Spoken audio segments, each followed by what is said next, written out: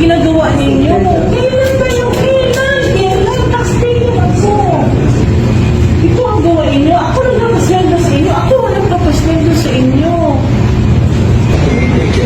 A copy was provided earlier, and that copy, a hard copy, was not supposed to be provided to the search that requested. To whom was it sent? Because my client is actually insisting for a copy because I came You can send me a copy now, sir. That is what I will do. Well, we have almost 2 hours. At saka, ang basis ng pagkakasabi ng batas, saan ba? Ano ba batas? Batas ng Pilipinas o batas na ini-implement na withdraw na tayo 2 years ago? Hindi mo ba? Yes, sir. Yes, sir. We are implementing the warrant for this is being implemented now is by virtue of warrant for this issued by the ICC as contained in the red notice list, sir. But in the process of implementing the warrant of arrest and informing the President of his rights, we are applying the laws of the Philippines because it is within Philippine jurisdiction. But we're still implementing Yes, sir. Yes, sir. a law which is being implemented by a foreign entity. What foreign entity is wherein we have already Yes, sir. My comment, sir, we have to assist also. So, thank you, sir. Thank you. And we still want to declare ano yung rights na pinasok.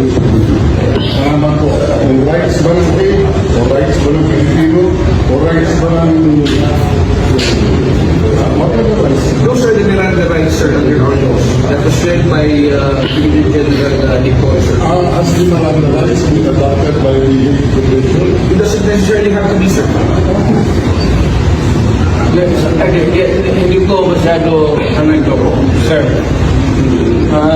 relax lang tayo, kaibigan tayo. Yes, sir. Okay, pero kung pagkatapos ito, makikita rin tayo ng gawa ng parang. Whether I'm in jail or somewhere else, we will eventually see together. So, let us not grab it.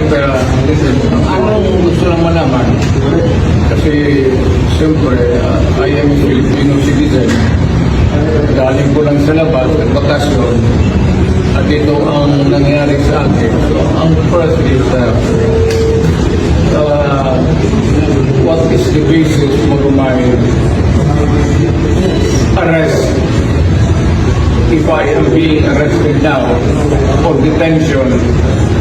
On the basis of detention.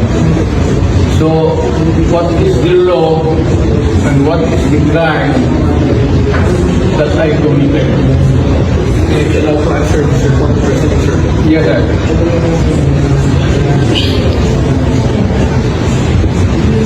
Based on the warrant of arrest, Mr. President, the warrant of arrest is issued pursuant to Article 25, 3, subsection A, the statute for the crimes against humanity and murder pursuant to Article 7, paragraph 1, subsection A of the same statute, committed in the Republic of the Philippines with the relevant opinion.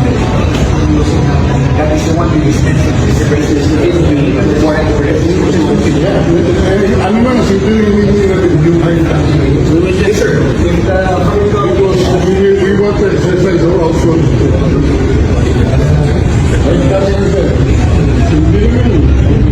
Hindi yung ipiprint nyo dito, yung tanggap nyo dito. Show us the basis for the, restriction of freedom